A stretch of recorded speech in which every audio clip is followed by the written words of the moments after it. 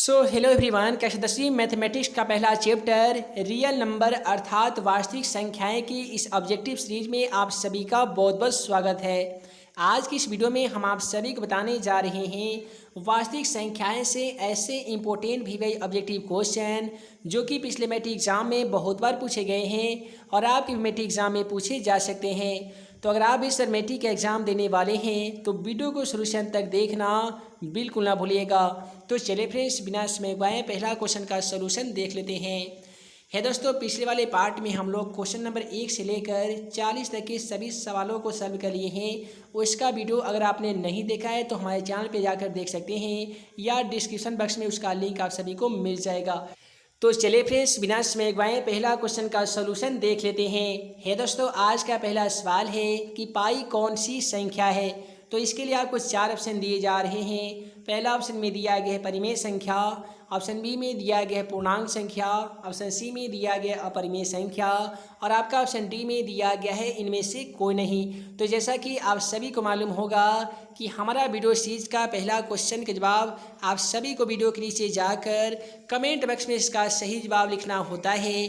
तो question number 41 का क्या सही जवाब होगा, आप जल्दी से वीडियो के नीचे चले जाइए और कमेंट बॉक्स में इसका सही जवाब लिख सकते हैं। उसके बाद में अगला सवाल है क्वेश्चन 42 में कि पाई बटा 2 कौन सी संख्या है। दोस्तों याद रखिएगा, पाई का जो मान होता है वो 22/7 होता है जो कि एक परिमेय संख्या होता है। लेकिन हम बात करते हैं पाई बटा 2 के बारे में। तो दोस्तों पाई बटा 2 हो गया, पाई बटा 3 हो गया, पाई बटा 4 हो गया। इस प्रकार के सभी संख्याएं अपरिमेय संख्या कहलाती है। अतः क्वेश्चन नंबर 42 का सही जवाब ऑप्शन बी हो जाएगा। उसके बाद में अगला सवाल क्वेश्चन 43 को देख लीजिए। यहाँ पे क्वेश्चन 43 में बोला जा रहा है कि एक परिमेय संख्या और एक अपरिमेय संख्या का योग क्या होता है। मान लेते हैं एक परिमेय संख्या 2 ले लेते हैं और एक अपरिमेय संख्या √2 को ले लेते हैं। इसका योग पूछा गया है यानी जोड़ पूछा गया है। ये कौन सी संख्या होती है।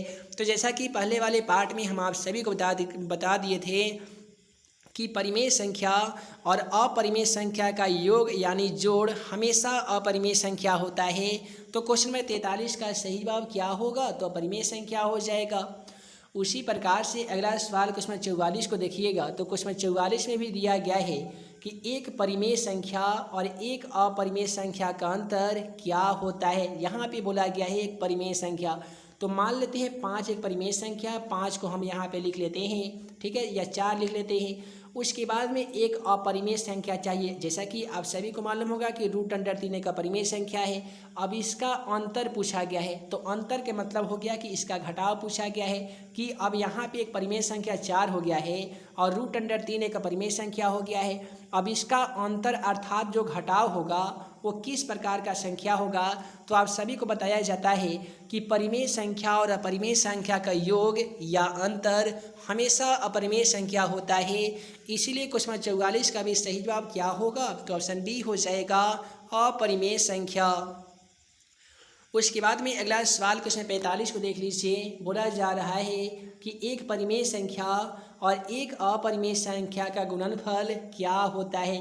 तो चलिए इसका भी सॉल्यूशन कर लेते हैं। तो मान लेते हैं एक परिमेय संख्या 2 हो गया है और एक अपरिमेय संख्या बोला गया है। तो एक अपरिमेय संख्या √7 ले लेते हैं। अब इसका गुणनफल यानी जब इसमें गुना करेंगे तो जो संख्या में प्राप्त होगी वह संख्या क्या होगी, परिमेय संख्या होगी या अपरिमेय संख्या होगी या फिर दोनों हो सकती है या इनमें से कोई नहीं होगा।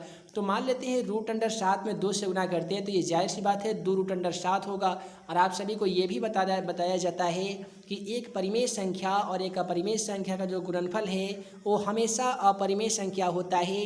इसलिए इस क्वेश्चन का भी सही जवाब क्या होगा, तो अपरिमेय संख्या हो जाएगा।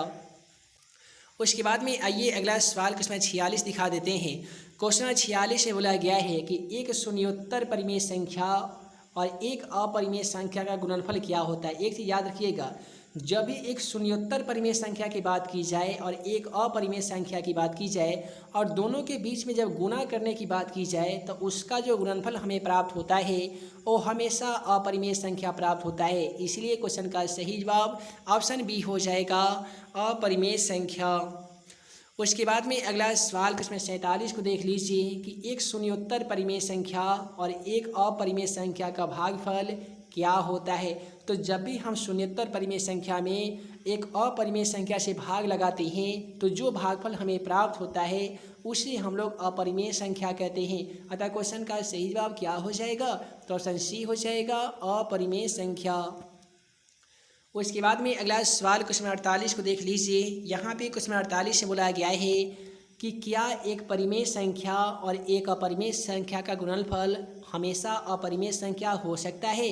तो आप बोलेंगे कि हाँ सर बिल्कुल हो सकता है, क्योंकि आपने पिछले वाले क्वेश्चन के माध्यम से हमें बता दिया है कि एक परिमेय संख्या और एक अपरिमेय संख्या का जो गुणनफल होता है वो हमेशा से अपरिमेय संख्या होता है।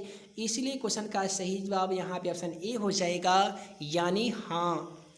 उसके बाद में अगला सवाल क्वेश्चन 49 को देख लीजिए। तो क्वेश्चन 49 में बोला जा रहा है कि 3 माइनस रूट अंडर 3 कौन सी संख्या है। अगर आप इस क्वेश्चन को ध्यानपूर्वक देखेंगे तो यहाँ पे 3 आपको परिमेय संख्या दिखाई देगा और रूट अंडर 3 यहाँ पे अपरिमेय संख्या दिखाई देगा। और क्वेश्चनों के माध्यम से तो हम बहुत सारे ऐसा क्वेश्चन करा चुके हैं जिसमें बताए थे कि परिमेय संख्या और अपरिमेय संख्या का अंतर यानी घटाव हमेशा अपरिमेय संख्या होता है। तो यहाँ पे क्वेश्चन 49 का भी सही जवाब क्या होगा, तो ऑप्शन बी हो जाएगा, यानी 3 माइनस रूट अंडर 3 जो है ये भी अपरिमेय संख्या हो जाएगा। उसके बाद में हम लोग बात करने जा रहे हैं क्वेश्चन 50 के बारे में। तो क्वेश्चन 50 को ध्यानपूर्वक देखेंगे तो दिया गया है कि 3 प्लस 2 रूट अंडर 5 कौन सी संख्या है। यहाँ पे 2 रूट अंडर 5 को देखिएगा तो 2 परिमेय संख्या है, रूट अंडर 5 अपरिमेय संख्या है। तो परिमेय संख्या और अपरिमेय संख्या गुणनफल तो ये ऑलरेडी अपरिमेय दिया गया है।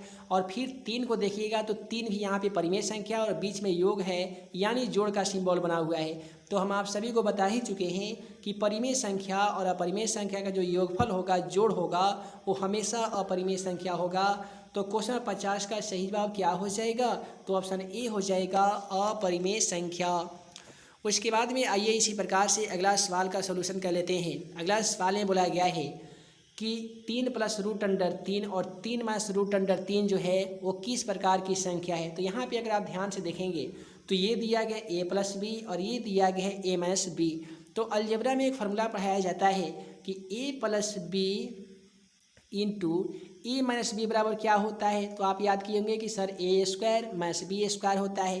तो देखिए दोनों में ए का जो मान मिलेगा आपको वो 3 मिलेगा, तो 3 का स्क्वायर कर दीजिएगा तो 9 हो जाएगा, माइनस बी का स्क्वायर। तो b का मान आपको दोनों में रूट अंडर 3 दिखाई दे रहा होगा और रूट अंडर 3 का स्क्वायर कीजिएगा इस प्रकार से। देखिए हम कर लेते हैं रूट अंडर 3 का स्क्वायर, तो स्क्वायर से रूट कट जाता है तो 9 माइनस 3 होगा।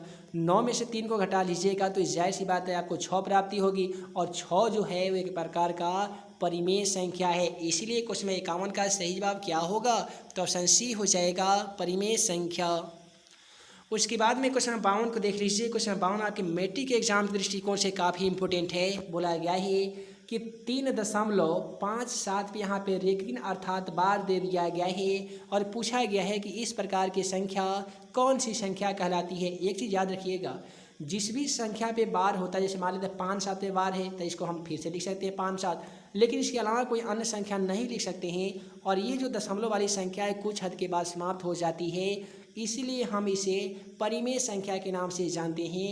तो क्वेश्चन नंबर 52 का बिल्कुल सही जवाब क्या हो जाएगा, तो ऑप्शन ए हो जाएगा।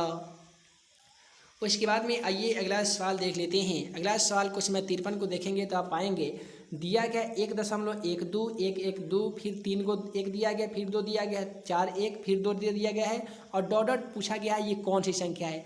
अगर आप इस क्वेश्चन को ध्यानपूर्वक देखेंगे तो पहले यहाँ पे 1 1 था, फिर डबल 1 हो गया है, ट्रिपल हो गया है, यहाँ पे 4 हो गया है। इससे ये पता चलता है कि जो एक की संख्या है ना ये बार बार रिपीट की जा रही है। पहले 1 था तो यहाँ पे 2 हो गया, 3 हो गया, 4 हो गया, जाहिर सी बात है इसके बाद में 5 हो जाएगा, तब 6 हो जाएगा, ऐसे ये संख्या बढ़ती जाएगी। तो ऐसे संख्या जिसका अंत ना हो, यानी वैसी संख्या जो अनंत तक भाग लगती हो, कहीं पे जाके उसका स्थान जो है जिसका अंत ना हो, वैसे सभी संख्याओं को हम लोग अपरिमेय संख्या कहेंगे। तो इसीलिए क्वेश्चन 54 का सही जवाब क्या हो जाएगा, तो ऑप्शन ए हो जाएगा, अपरिमेय संख्या। उसके बाद में आइए अगला सवाल क्वेश्चन नंबर 54 को देख लेते हैं। क्वेश्चन नंबर 54 को देखिएगा तो आप पाइएगा दिया गया है कि 12.37 पे रेखरीन दिया गया है, ये कौन सी संख्या है।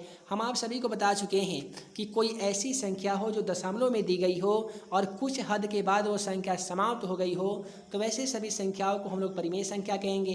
तो यहाँ पे भी 12.357 कौन सी संख्या होगी, तो एक परिमेय संख्या हो जाएगी। उसके बाद में अगला सवाल क्वेश्चन 55 को देख लीजिए। क्वेश्चन नंबर 55 में बोला जा रहा है कि दो तथा 2.5 के बीच में एक अपरिमेय संख्या क्या होगा। आसान ट्रिक हम आप सभी को बता देते हैं। देखिए 2.5 में सिंपली आपको 2 से गुना कर लीजिए, तो जाहिर सी बात है 2.5 में 2 से गुना कीजिएगा तो 2.5 दूनी कितना होता है, 5 होता है। इसमें रूट लगा दीजिए तो √5 आपका क्वेश्चन का बिल्कुल सही जवाब आ जाएगा, यानी क्वेश्चन 55 का सही जवाब ऑप्शन बी होगा।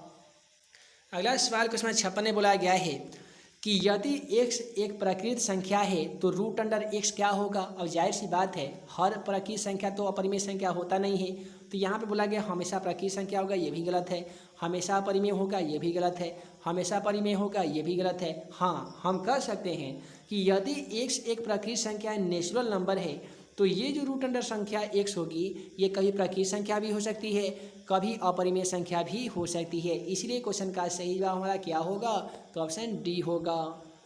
उसी प्रकार से क्वेश्चन 57 में बोला गया है कि यदि p एक अभाज्य संख्या है तो √p क्या होगी। दोस्तों यहाँ पे क्वेश्चन 57 का बिल्कुल सही जवाब ऑप्शन बी हो जाएगा। मान लेते p एक अभाज्य संख्या है, तो अभाज्य संख्या तो आपको मालूम होगा कि वैसी संख्या जिसमें स्वयं तथा 1 से भाग लगती हो, वैसे सभी संख्याओं को हम लोग अभाज्य संख्या के नाम से जानते हैं।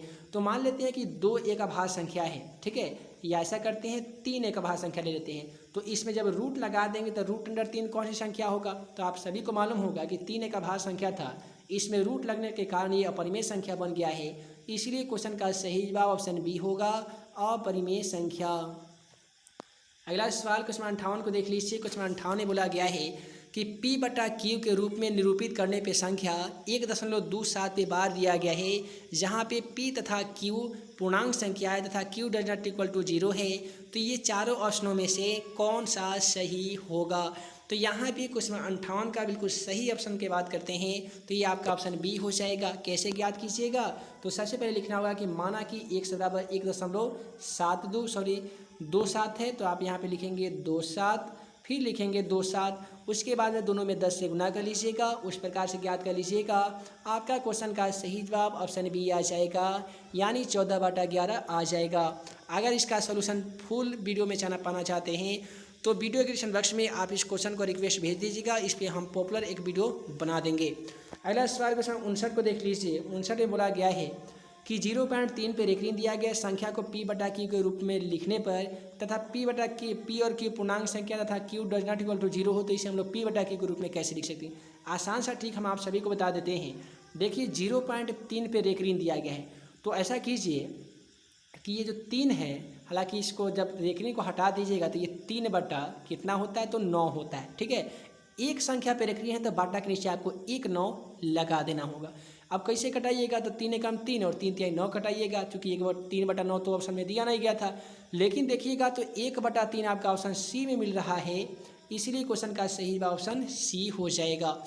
उसके बाद में अगला क्वेश्चन देख लीजिए। यहाँ पे हम लोग बात करते हैं क्वेश्चन नंबर 60 के बारे में। तो क्वेश्चन नंबर 60 भी सेम टू सेम दिया गया है और बोला जा रहा है कि संख्या 0.32 पे रेखरीन दिया गया है, जिसको p/q के रूप में लिखिए, जहाँ p और q एक पूर्णांक संख्या है तथा q does not equal to 0 है। इसके रूप में व्यक्त करने पे 0.32 जो संख्या है ये किस प्रकार से हो जाएगी।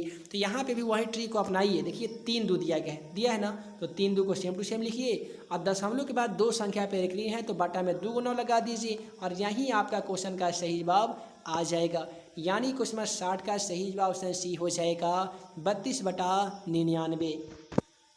तो है दोस्तों, वीडियो लंबी ना हो जिस कारण मैं इस वीडियो में हम आप सभी को क्वेश्चन नंबर 40 से लेकर क्वेश्चन नंबर 60 तक के ही 20 क्वेश्चनों का सॉल्यूशन बता पाया हूँ।